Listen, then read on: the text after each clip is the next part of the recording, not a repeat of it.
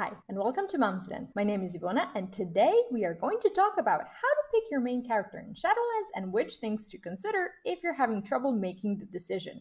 The pre-patch is live, and it's a good time to level up a toon really quickly. And even though you can get another character to level 50 quite easily, it's always good to make a conscious decision about what you'll be maining if you can. If you're new to my channel, consider subscribing for more WoW guides, tips, fun content, and other gaming stuff in general. I'd super appreciate it. Now, let's move on to what you need to think about when you're choosing your main. Number one is the role.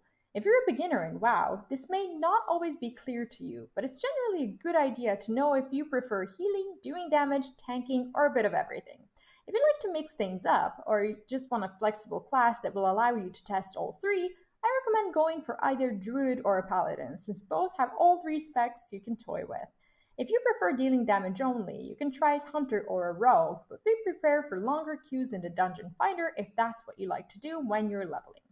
Number 2, type of content.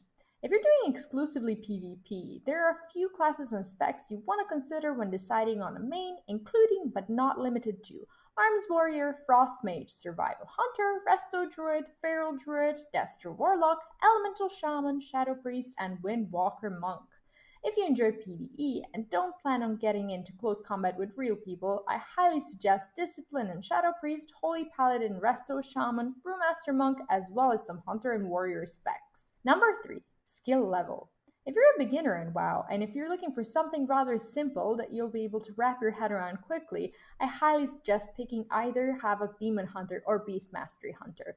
However, if you're looking for a challenge when it comes down to playing the classes to their full potential, you may want to give a shot to Feral Druid, Discipline Priest, or Protection Paladin. Number 4, the range. When you're deciding on which class to main, it's also important to consider where you generally like to be positioned during combat.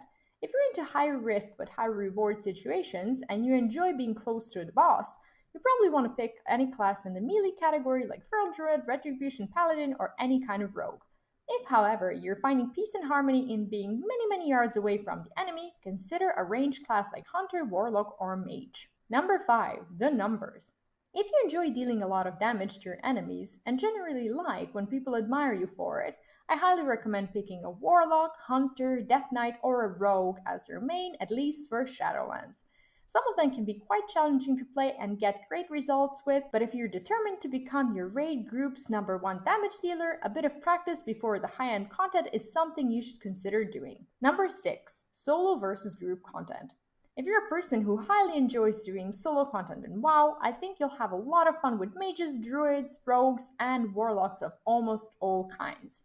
When it comes to the group content, you generally want to check out which classes and specs are most sought after in your own guild or in some of the guilds you like to join. Having a desirable class as your main can save you tons of time and effort when it comes to looking for a group of people to do stuff with, so do your research beforehand.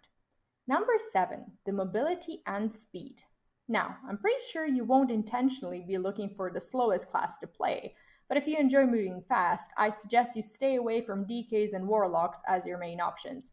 If movement speed is your priority, and that includes spells and mobility options in this case, consider maining a Demon Hunter Monk or a Feral Druid. Number 8, the racials.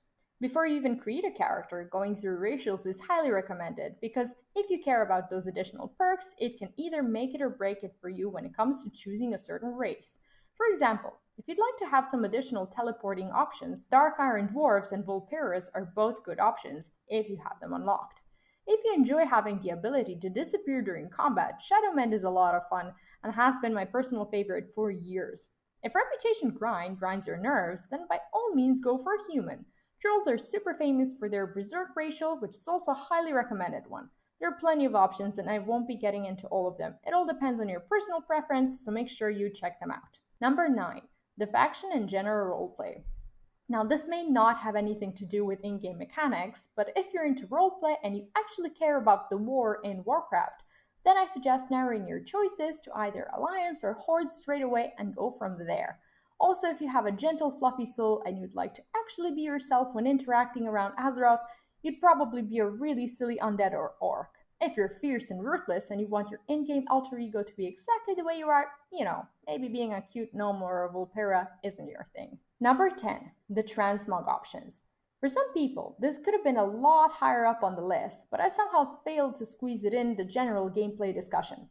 Nevertheless, if you care about transmog and how your character looks while wearing certain pieces of gear, you may want to look at some models and available transmog options and travel forms before you make the decision.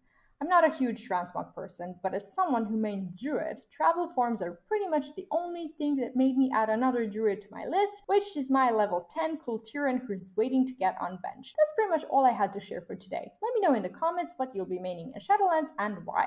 If there's something I missed out on mentioning, feel free to also let me know in the comments. Your input may be just what I need to decide to level up another character before Shadowlands. Anyway, don't forget to click that subscribe button and leave a like to this video if you find it helpful. Good luck, and I'll see you in the next video. Bye bye.